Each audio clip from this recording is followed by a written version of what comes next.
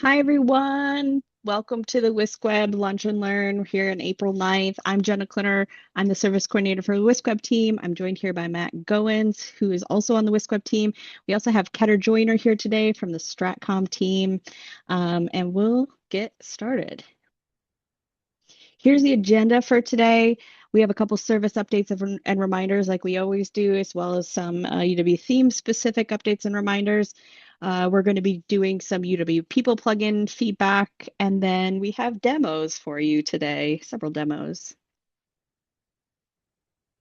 So for WiscWeb service updates and reminders, really the only thing here is that we've passed the last day to schedule a launch for UW Theme Classic specifically. So if your site had been still publishing to something like .wiscweb.wisc.edu and was using UW Theme Classic in WiscWeb, if you need to launch it to a domain, you will need to migrate to UW Theme 2.0 before you'll be able to do that. What this allows our team to do is just pare down how much different kind of maybe complexity is involved with site launches during an already really busy time, as we're really focused on migration right now. And the process is different for UW Theme Classic sites than it is for UW Theme 2.0. So we wanted to kind of cut that off at a certain point, and just focus on Theme 2.0 launches and migrations. In the UW Theme 2.0 space, a reminder, we do have a lovely feature request board. I don't know if someone's able to grab that link and throw it in the chat, but we do encourage you to review requests that have already been submitted, upvote anything that is relevant to your group. We do ask that you also add a comment that includes like why it's important to you and maybe a link to your website, just so that we can get a better understanding, deeper understanding of the use cases. But also you can submit new features for anything that's not already accommodated in the board. Full instructions are on that webpage. Thank you, Ketter. And shout out to Ketter for the lovely documentation there. It teaches you how to log into that space if you've never been in there. And then there's a link to the board. As an update, oh, sorry, one more thing there. As an update, the folks who this pertains to should already be aware. We did do a one-off kind of listening session on this, but UW Theme 2.0 will not include a publications plugin like UW Theme Classic did, but we do have a migration path if you had been using the UW Publications plugin before. There's a recording for that was shared via our email list. And there's also KB documentation that kind of walks you through how that migration is going to go. We're also exploring options for integration with widely used journals and publication hosting tools. You may have seen several emails that went out regarding a survey. So we do encourage you to fill out that survey if you can, because that gives us a little bit more insight into how you all are using publications, what tools you're using, and that really builds our understanding of where you might need some new features in the theme. I'm going to let Matt, if you want to chat through this people plugin slide. Yeah, I was just grabbing the publications plugin recording. Oh, thank you. Okay. All right. So in this one, this is kind of around some conversations that Ketter and I have been having with some users regarding the need for the people, or I shouldn't say the need, the use of the people plugin within UW Theme 2.0. Basically, I have a little Padlet here with a couple of questions on it, where we kind of want to know, I guess, how is it working for you? Are you finding that it meets your needs? If it doesn't meet your needs, we're looking for some specific feedback on how it isn't meeting your needs, and if you have any examples of what you are looking for doing. So this is just kind of a broad kind of user survey. I'd really like it if you guys could pop into there and just give us a little bit of feedback on the UW People plugin and the UW People listing block, those two items there. So the link is in the chat. I'm going to leave it open for a week. We'll end it next week on Thursday afternoon. So Yeah, and I'll just note this is very specifically for UW Theme 2.0's UW People plugin. Yeah. So we're looking for feedback on the new theme and that new version of that tooling. Yeah. Thank you. All right. I will yield the floor to the Honorable Ketter. Hey, I am just gonna set up all my stuff here. I'll share my screen.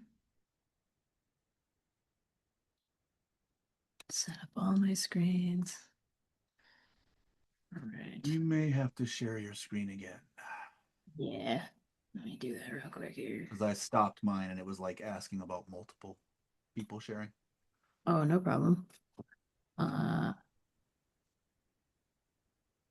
sorry here. Let me see. I lost my notes. Always happens live, doesn't it? Presenter view. Okay. I'll share my screen now here. More share. Desktop 3. And I did it. I think I did it. Yep, you're good. Okay, cool. Yeah. For anyone who's new, my name is Ketter Joyner, and I'm one of the user experience designers in strategic communication, and collaborate on the UW theme with WiscWeb. We've been receiving quite a few questions from users about how to size their images in UW theme 2.0 and WordPress. So I'll discuss this today and try to answer some common questions that you all have. This is actually something we're all still learning too. So the questions you've been asking have helped us really dig into like how does this work? So thank you for asking the questions. Um, there's a few main reasons why image sizing really matters. The first one is performance. So a slow loading page really frustrates visitors and can cause them to leave before they even see your content at all. So images are often the biggest files on a web page. They have a huge impact on load time. Every second really counts. So there's a lot of studies that have shown that even a 1 second delay can reduce engagement. So you really want to be thinking about these types of things with your images. Visual consistency is another one. When images are sized inconsistently, the page can kind of look sloppy or broken. Like text can get pushed around, things like that. So it just kind of ups the feel of the professional quality of your site if you stick with consistent image sizes. Image clarity is another third kind of big one there. This one is the one that your visitors feel most directly. When you upload a small image and it gets stretched to fill a larger space, it looks blurry. So getting those sizes right means your photos always look sharp and professional. Before we get into the how-to, I just want to make sure we're all speaking the same language around these topics. You don't need a technical background to understand this stuff, so just don't let these next few slides intimidate you at all. They might feel that way at first, but don't let it. Um, Dimensions are simply the width and height of an image measured in pixels. So the example written on this slide, 2400 pixels wide by 1598 pixels tall, is a typical size for a photo downloaded from the UW photo library when you download at the large size. So those are dimensions. It's really the width and height of an image expressed in pixels. Here's a quick visual from the UW photo library that you see of that 2400 pixel dimension size when downloading a photo. So I just wanted to give you kind of that mental memory of what that looks like if you've been in the photo library before. Resolution is closely related to dimensions. It describes the overall quality and sharpness of an image. So the higher the resolution, the more pixels the image contains, and the sharper and clearer it will look, especially when displayed at a larger size. So one thing that's worth clarifying here is that resolution is a word that gets used pretty loosely. Sometimes people use it to mean dimensions, sometimes to mean quality. For the purposes of today, at least we're using it to mean how sharp and detailed the image is. So a high resolution image has plenty of pixels and looks crisp, whereas a low resolution image does not. Here's some quick examples of that. Hopefully it shows well through the screen that this is like a pixelated Bucky, but this is a picture of Bucky at 200 pixels, and it's stretched to be large to create a hero image. That's really, really small, and so to fill that space, it's blurry. It doesn't have enough pixels to go around. And here's the same Bucky photo, but this time downloaded from the UW photo library at that 2400 pixel size. It's it's a night and day difference. So at this resolution, there's plenty of pixels and detail to display it and make it look really sharp, even at that full browser width for a hero image. So you can always display a large image at a smaller size and it will still look great, but you can never make a small image larger without losing quality. So just keep that in mind. File size is different from dimensions. And while dimensions tell you how many pixels an image contains, file size tells you how much space that image takes up on a server in your media library and then when somebody loads your web page. File size is measured in kilobytes or megabytes. So a well-compressed photo for the web ideally should be under 500 kilobytes if you can do that. A raw photo in contrast taken from a camera might be 5 to 10 megabytes or more. So just sharing that difference there. We'll talk a little bit more about this soon. But why does that matter? And that's really because every time someone visits your page, the browser downloads all of those images on it. So a page full of large uncompressed images can take a long time to load, especially on like mobile connections or slower connections. So that's a direct impact on your visitor experience to be mindful of, is that file size. If large dimensions are good, why are large file sizes bad? It's a good question. The answer is really compression. You can have high resolution, large dimension images and still keep the file size small as long as you compress them before uploading. So the important thing to emphasize here is that these are two separate details or dials, to think of them as dials that you can turn independently. So you want your dimensions to be large, and we'll talk more about what that means in a little bit. And you want your file size to be small. And compression lets you achieve both of those things at the same time. And WordPress also does some magic that we'll talk about. But you'll get comfortable more with these types of things the more you're using WordPress and the UW theme too. So bigger dimensions, smaller file size, that's really the goal. Compression is the process of shrinking an image's file size, usually without any visible change in quality. So here's an analogy I like a lot, that helps me at least, is it's a lot like zipping a folder on your computer. When you zip a folder, that file gets smaller, but nothing is actually missing from it. When you unzip it, everything's still there. So image compression works kind of the same way, where the photo looks the same on the screen, it just takes up less space. You can compress images too aggressively and you'll start to see a difference. So there's sort of a goal in finding the smallest file size, and we'll share a tool that can help you do that. Aspect ratio describes the shape of an image, and specifically, that's the relationship between its width and its height. Think of it less as a measurement and more as a description of what shape an image is. So is it wide like a movie screen? Is it tall like a phone screen? Or is it just perfectly square? That's kind of what aspect ratio is getting at. You don't need to memorize the exact pixel counts for a different aspect ratio, and that's something that's driven me nuts over the years trying to figure that out. You just don't have to do it. It's just recognizing the shape that they're visually cropped into. So aspect ratio is written as two numbers separated by a colon. The width comes first and then the height. So 3:2 means the image is 3 units wide and 2 units tall. The actual pixel count, like I said before, doesn't really matter. It's just the proportion that we're talking about. I'm not going to cover all of these here because we just don't have time, but classic is the one I kind of want you to focus on a little bit, that 3:2. This is the standard ratio used by most cameras, DSLR cameras. It's a little wider than it is tall. This is the most common ratio you see in photos downloaded from the UW photo library, and it works well for most blocks in UW theme 2.0, and just WordPress generally. So the cover block and image block in WordPress, they allow you to select an aspect ratio for your image right in the block editor. And we'll talk about that a little bit more, but it's incredibly, incredibly useful feature that can save you time manually cropping photos in an editor like Photoshop. Sometimes you still need to do that, but just sharing that this is a useful tool in WordPress generally. This slide just shows the same photograph displayed in 5 different aspect ratios, so it makes it a little bit easier to see how the shape of the display area affects what's within that visible frame. So WordPress doesn't like stretch the image to fit these shapes necessarily. It just visually crops them. So if something important is near the edge of your photo, like a person's face or something, changing the aspect ratio might cut it off, or we'll talk a little bit about how to handle that. But sometimes that 3:2 ratio can work in a lot of these different aspect ratios that you might choose without having to do any manually cropping ahead of time. So next we'll talk more about what this actually looks like in practice when you're uploading images to your site using the theme. We're kind of harping on this a little bit because the UW photo library is just such a great resource to find high quality photos that that are just ready to use on your site.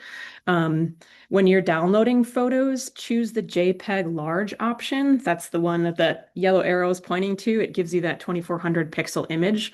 That's the sweet spot for web use. So it's large enough for WordPress to generate all the sizes it needs. And I'll share more about those, but it's not so large that it becomes unmanageable to work with. So you don't need to download the largest version that you're seeing here. That large JPEG option gives you kind of everything you need. And this is pretty cool. I use this a lot. I know our team does too. The photo library now has AI-powered search.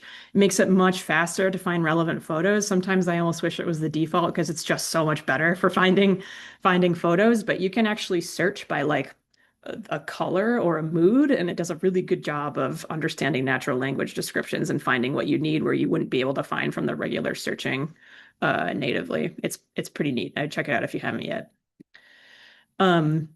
If you're not using the UW photo library and like maybe you're using a stock photo service, a department photo, or an image from a colleague that they sent you, the most important rule is that you should make sure your image is at least 1620 pixels in its largest dimension. So that's either width or height. And why 1620?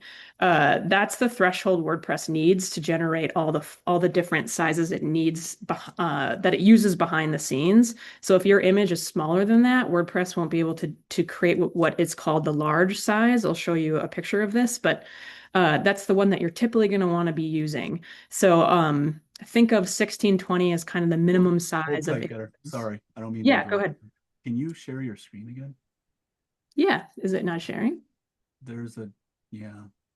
Oh, I think something weird happened where somebody named Discrasia, their screen overtook, but which shouldn't well, happen I was able to tab over to Ketter's just a second ago. Yeah. oh, Sorry. can you see it now? Yeah. Yes. Cool. I do. Awesome. Thanks for letting me I know. see it well. Yeah, okay. Okay. No worries. Thanks for letting me know. Yeah, I was mentioning that the 1620 pixels is the minimum size that you kind of want to shoot for images on your website. Anything below it, and you're limiting what WordPress can really do with your photos. And sometimes you don't have the luxury of a large photo. I know a lot of people here in the room probably run up against that quite a bit. And that's okay. It's just you want to be careful how large you display it on the page before it becomes blurry. You want to make sure you choose the right file type. And the kind of TLDR here is that use JPEG for photos. It compresses them well, photography photos.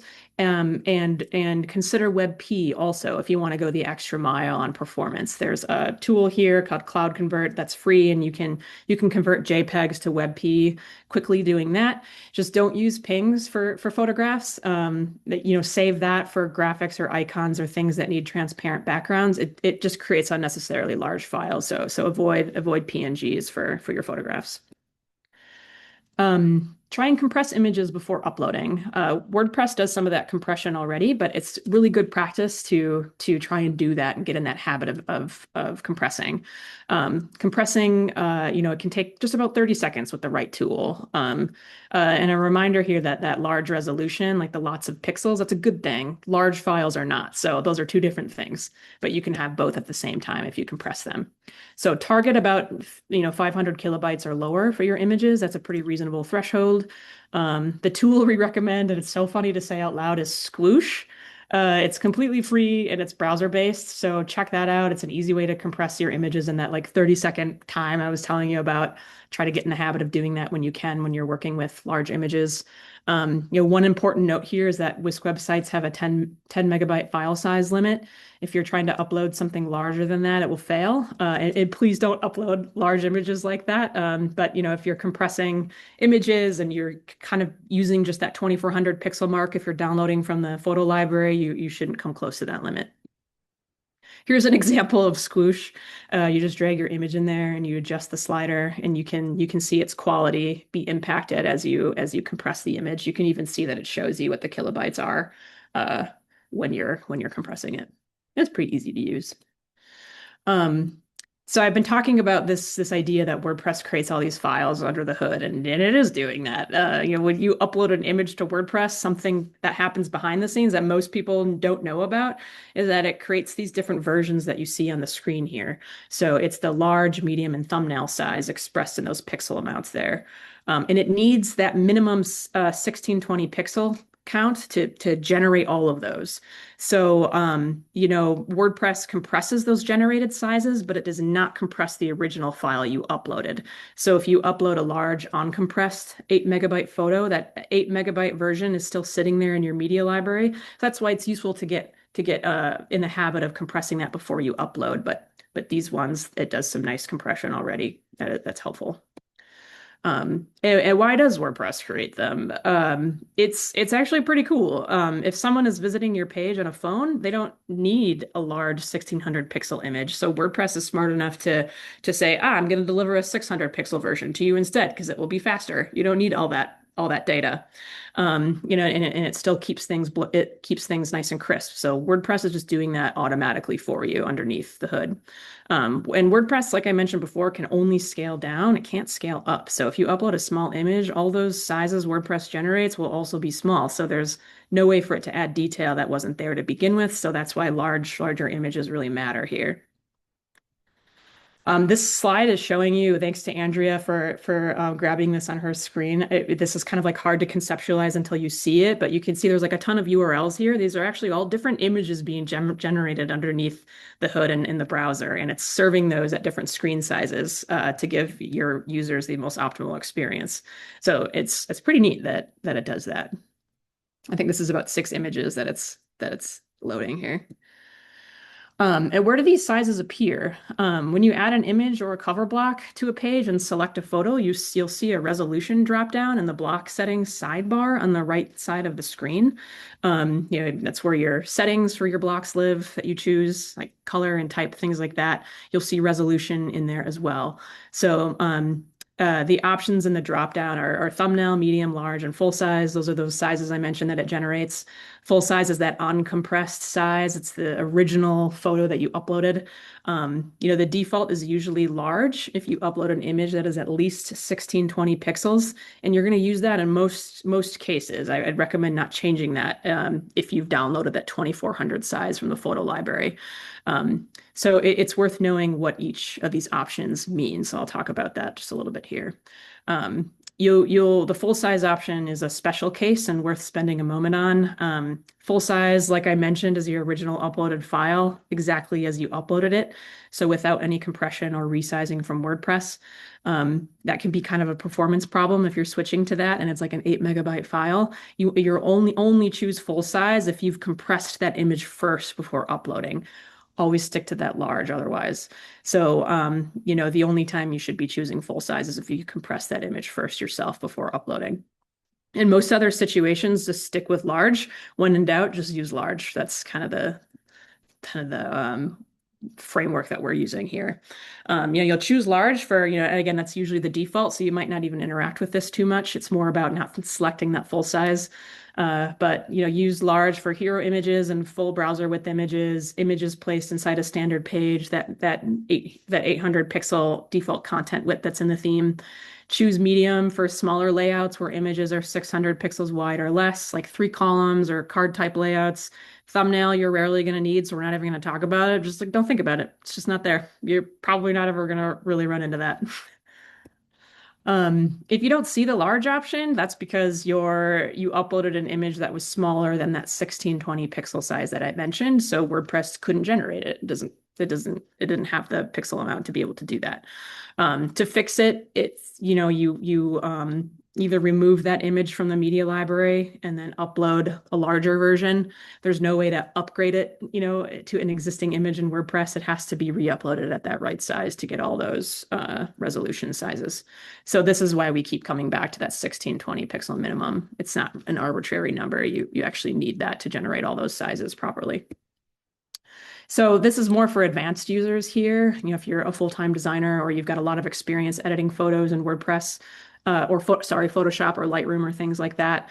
The principle here is the same one we've been building towards. You make sure the images that you're uploading are at least 1620 pixels in its largest dimension, height or width. If you're resizing manually and you export anything smaller than that, you'll again lose access to that large size in WordPress. But if you do upload something smaller or you're exporting something, it's a good idea to make sure that it's on this next slide here, aim for 1.5 times that width you intend to display the image at. So target those right dimensions there. It's a good rule of thumb. If you want to resize before upload, aim for that 1.5 times the width you intend to display. So for example, if your image will display at 800 pixels wide, resize it to that 1200 pixels before uploading. That extra size allows browsers to deliver a sharper image to visitors on high resolution screens for you. And then setting the aspect ratio in WordPress here, when you add a photo to an image block, you'll see that aspect ratio drop down in the block settings sidebar. This lets you change the shape, as we mentioned earlier, of how it appears on the page. So the most important thing that we mentioned, it's not actually cropping your image or changing how it appears in the media library. It's just a visual crop on the page, and that's a really useful feature to take advantage of. Crop before uploading if needed. So, the UW People plugin displays a profile photos at that 1:1 square frame, that aspect ratio. So if you upload a standard 3:2, like a landscape photo of a person, WordPress will crop it to a square, which might mean like the person's head is maybe out of the frame or you want it to be in the center. So it's a good idea to crop those ahead of time. If you know it's always going to be in a particular aspect ratio, make sure it works and it has it's focused in the right area that you want to before it's uploaded. Photos downloaded from the UW photo library are primarily in that classic 3:2 aspect ratio. So that's actually really good news because 3:2 works great for most blocks of the UW theme 2.0. So the cover block, card patterns, the media text block, UW story slider, a lot of images from the photo library are going to be your friend and using those and leveraging those out of the gate. Here's some key takeaways. There's a lot of information. You'll download the 2400 pixel photos from the UW photo library. Make sure you're using that size. And for custom image sizes, upload at least 1620 pixels. This is that threshold we're talking about that unlocks all those WordPress generated size options for resolution. Try and compress images to 500 kilobytes or lower, and consider using that free Squoosh tool. As long as you're not using that full size option, you're probably okay, but it is good to get into that habit of compressing your images. It's just useful to start putting that into some muscle memory. Use JPEG or WebP for photographs. Don't use PNG files. WordPress can only scale down, not up. So always start with a bigger image. And then what we're hoping to do next month is, now that we've kind of talked about image sizing, we'll talk about image best practices. So talking through how do you use images? How should I display them? And what are some do's and don'ts? So we'll get more into that. Think of that as kind of like a part 2. That was a lot. Do you have any quick questions? Actually, do we have time for questions? Just thinking through, Matt. I know you've got this is pertinent enough that we could take questions. Okay. Yeah. Any questions? Let's see. We've had a couple get answered in the chat. What about profile photos? 1620 seems large for those. Kate did provide a little bit of insight and guidance into that. Being able to choose the different image sizes once you get it onto the page itself. Yeah. let's see, Meredith said, I'm using thumbnail images for headshots, quote testimonials on several pages, often using handout photos that are around 300 pixels. It seems to be working fine. Is there anything that I should do differently? If it's not blurry, you're probably doing just fine. I would look more at the visual output. So what we're giving you is more blanket guidance to make it really easy for folks. But also use some of your discretion too. So if you're not noticing a problem there, I wouldn't worry about it too much.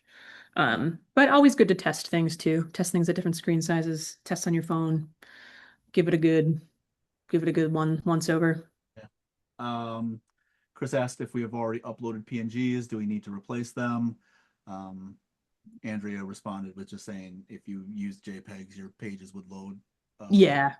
more It's quickly. more, rule of thumb. Moving forward, try to stick with JPEGs. Use, save those PNG files for more of your graphical illustrated type images or your logos that require transparency, things like that. Yeah. And if there's still small file sizes, aiming for that under 500 KB, it's still fine. For those of you who are Photoshop users, there is an option in Photoshop to export for web, which does do a similar process, which is it compresses that file size down to make it more palpable for uploading and using. Yeah, totally.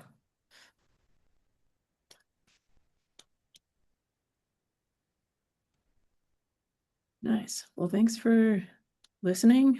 Please keep reaching out about this. There's probably more for us to learn too. We're still kind of gathering materials and guidance around this, so hearing the questions that you have helps us too. Yeah, I'll stop sharing here. Thank you, Ketter. I'm not seeing any other questions come in via the chat, but I did just want to note wonderful photos. It was a joy to see the imagery that you included. It was very cute, and I think folks in the chat agree as well. Thanks. Thanks for hanging. Thanks for letting me chat. Thank you. We're still here if there's questions, if you want to come on mic, or if you'd like to still post in the chat.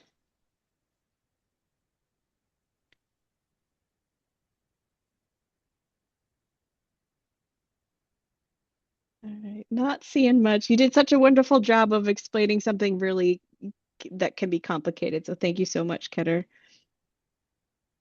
And now Matt's going to do a couple demos for us today. Take it away, Matt. Yeah. Okay. Let's see. So the gravity forms orbital theme thing. So one of the things that we've noticed is in some cases when sites have migrated, I think I just ran into this Monday when I was working with someone on a migrated site that had a similar issue, and I should have kept it so that I could have shown it in this demo. But when your site might migrate over, you may have a form that is that has come. I don't have any form and stuff in here. Boy, Jenna, do you have a link that I could go to for? I could just create one real quick too. Yeah, I might as well create one because then we could just show it. As long as it has a field in it, that should be enough. There we go. Ta-da! There's your crazy form. All right, copy short code, go to pages. Drop this on my testing page. I am editing this. Well, you guys are getting somebody who was really ready to tinker around with this. All right, let's get rid of all this stuff here. Let's go ahead and do the embed block. Let's drop that in there. Oh, wait, nope. Do I just, whatever. Save, pop that out. So this is what we're used to seeing our gravity forms look like. But at times, it might migrate over and it might actually come over looking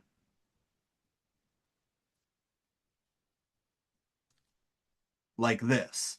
And this is because when it migrated, the settings either weren't correctly set from classic, or in doing updates, sometimes these things will get reset as well. But we want to make sure that you're aware of the fact that when you have something that looks like this, it's because the theme of the form has changed, and so it is overriding what we apply / what the orbital theme, which is the newer theme for gravity forms, is applying. So how you resolve this is you go to your form settings, and in there, halfway, maybe almost near the bottom, there's a default form theme option right there. And when you click on that drop down, you'll see that there is the orbital theme recommended right there. So just make sure that you click on that and click Save Settings. And again, that's how you get past that. But that's just something to be aware of as you are working through your migrations and kind of seeing maybe there might be some differences in there as well. So that's Hey just one Matt, thing to be aware of. We've I noticed was that in a few sites. Go ahead. I was just gonna note, like the biggest indicator is that submit button. It usually Yeah, it should have it's that gray. blue Yep. background, but if it's showing up gray, that's a visual indicator that you might still have the Gravity Forms 2.5 theme. We only provided styles for the orbital theme in UW Theme 2.0. And the reason for that is Gravity Forms is going to be discontinuing Gravity Forms 2.5 theme in a future release. We suspect it'll probably be coming this fall. So we're really just encouraging people to align with that new theme anyway. But if you do notice it, you can change it. As we've seen it, we've been changing it for folks just so that content displays as expected. But yeah, also you'll be kind of forced to use that orbital theme in the future anyway. Okay. The next one up is the PubMed. I'm going to skip that one for just a second and go into the settings functionality. So one of the things that people have mentioned to us in office hours and in just general conversation when talking about anything UW theme related is this is the way that the block editor looks for your editing screen now, but a lot of people are used to that old way of having menus around.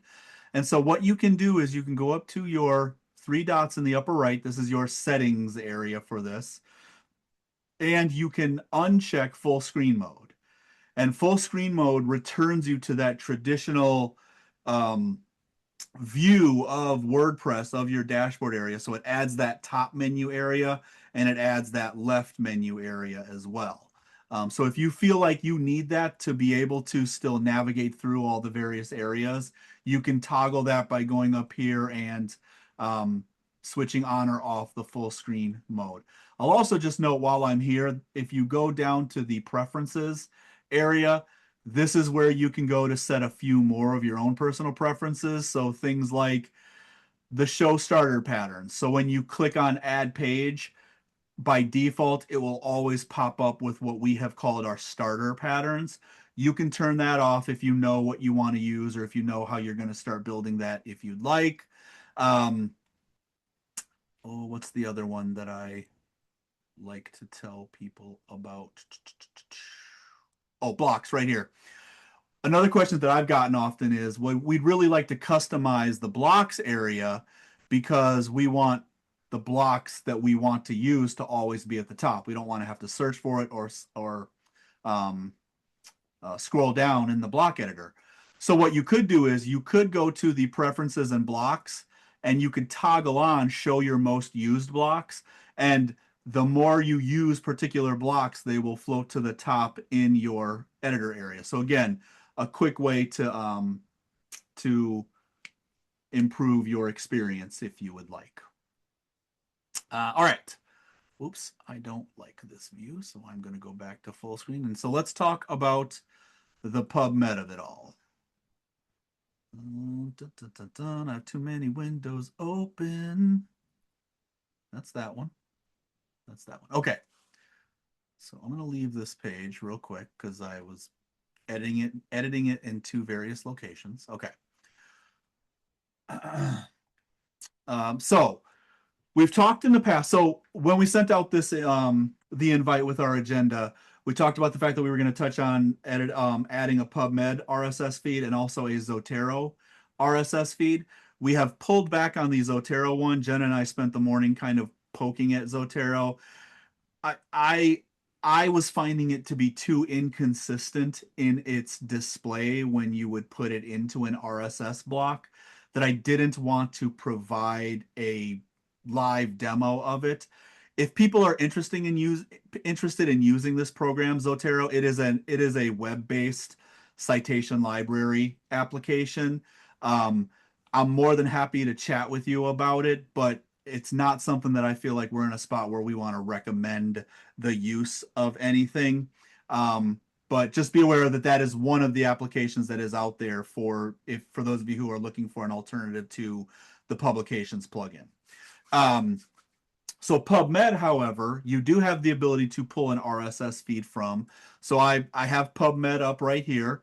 And if I just do a search for an intelligent individual named Matt Goins, you'll find that my doppelganger has created a number of publications that are now listed at PubMed.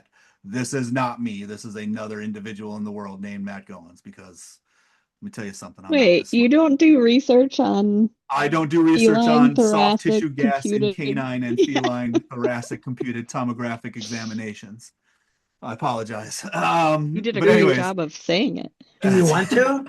I've been looking. Yes, yeah. No, I don't. It's out of my field of study. So once I have the person that I'm looking for, and PubMed is tricky because it's hard to always know that you're getting the right M Goins right here. But once I have a list created, I can go up here to create RSS.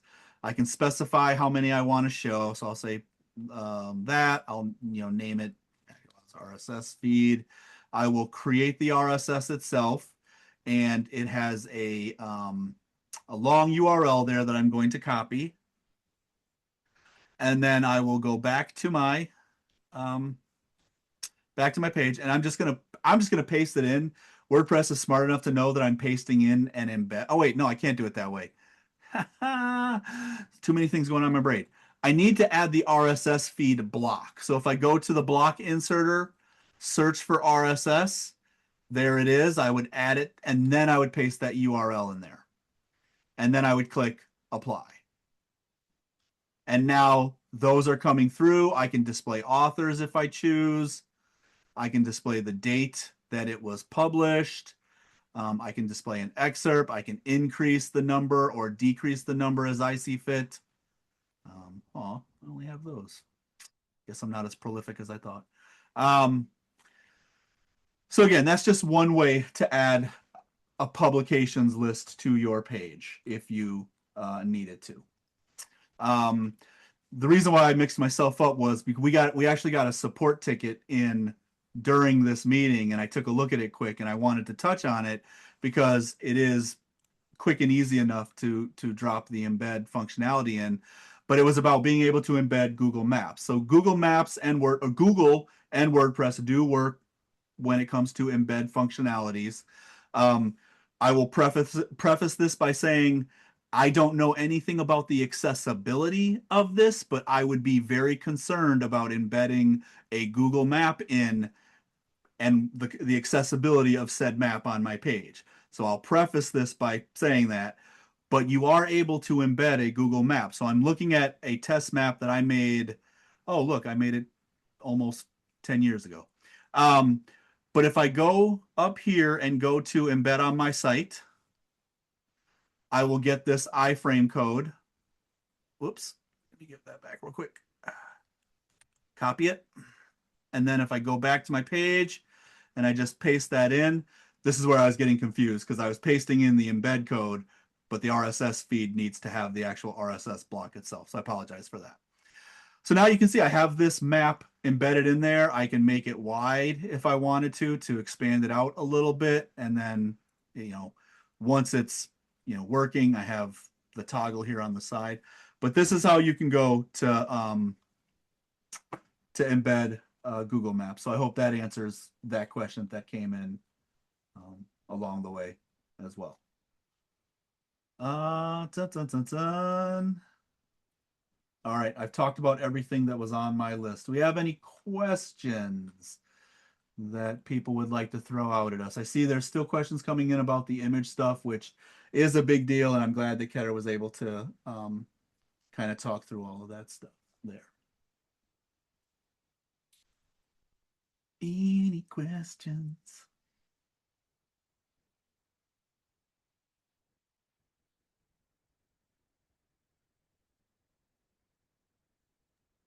Not seeing anything else in the chat.